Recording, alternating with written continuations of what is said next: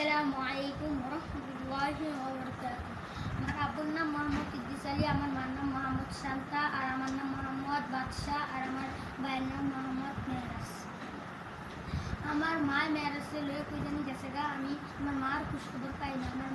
আপনারা যদি like share করেন তাহলে আমার মার কারণ যাইব, মার সন্ধান পাবো।